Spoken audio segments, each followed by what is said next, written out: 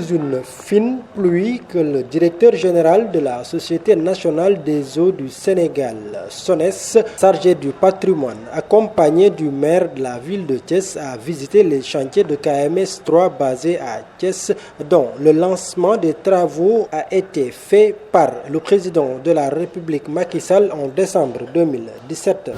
Keur Momar Sarr, c'est 284 milliards de francs CFA. Mais Keur Momar Sarr, il faut le dire, ça profitera à Thiès d'abord, à Dakar et à la Petite Côte. C'est la raison pour laquelle nous parlons aujourd'hui de l'alimentation en eau potable du triangle Thiès, Dakar et Petite Côte.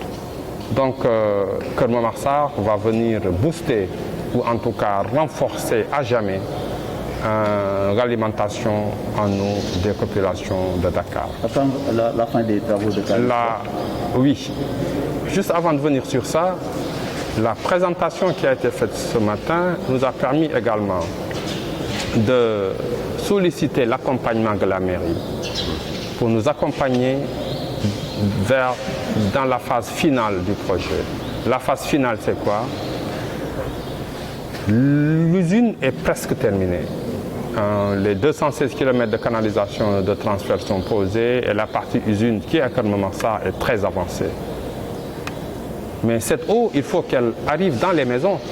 Donc il y a la composante réseau de distribution que nous sommes en train de démarrer.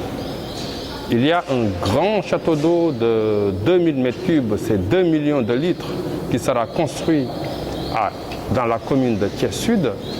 Mais surtout, plus de 30 km de réseau de distribution. C'est un réseau structurant, on peut dire que c'est le réseau secondaire qui va longer ou ceinturer toute la partie sud de Thiès. Et pour cela, nous avons besoin de l'accompagnement de la mairie dans la libération des emprises.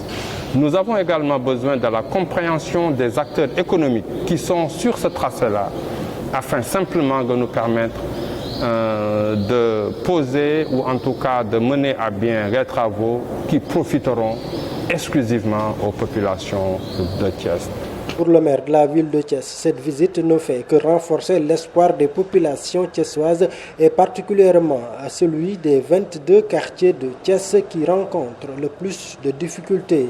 Thiès se réjouit véritablement de constater qu'il y a un renforcement aujourd'hui du dispositif qui va permettre aux Thiessois d'accéder à l'eau, donc en quantité et en qualité. Depuis le lancement de KMS 3, des travaux de KMS 3 donc en décembre 2017, cette problématique habite nos rencontres au niveau de la ville de Thiès. Nous avons pu finaliser le plan de développement de la ville au mois de mai 2018 en présence du Premier ministre, où nous avons échangé sur les problématiques d'accès à l'eau potable. Et à l'époque, nous avions identifié 22 quartiers de Thiès qui n'étaient pas desservis par le dispositif. Aujourd'hui, en rapport avec bien sûr le projet PACASEN d'abord, mais aussi avec la SONES et SEN'EAU, nous avons la conviction que les échanges que nous avons eus vont nous permettre véritablement de répondre favorablement à la demande et de satisfaire justement les populations de Thiès dans ce domaine. Je le disais donc tantôt, l'article 172 du Code général des collectivités territoriales, en dernier alinéa, dispose: le maire est responsable de la mise en œuvre dans sa ville de la politique de développement économique et social définie par le gouvernement. Dans ce cadre, nous avons donc une collaboration très rapprochée avec la direction générale de la SONES. Nous avons intégré dans notre plan d'action également les préoccupations de la mairie en faveur des populations, afin que ces 22 quartiers dont le maire parlait et tous les autres quartiers périphériques de Thiès, sans oublier Fandène qui également sur initiative de monsieur le ministre sera également incorporé dans notre périmètre, afin que toutes ces collectivités-là aient un accès correct et un service de qualité en termes d'alimentation en eau potable.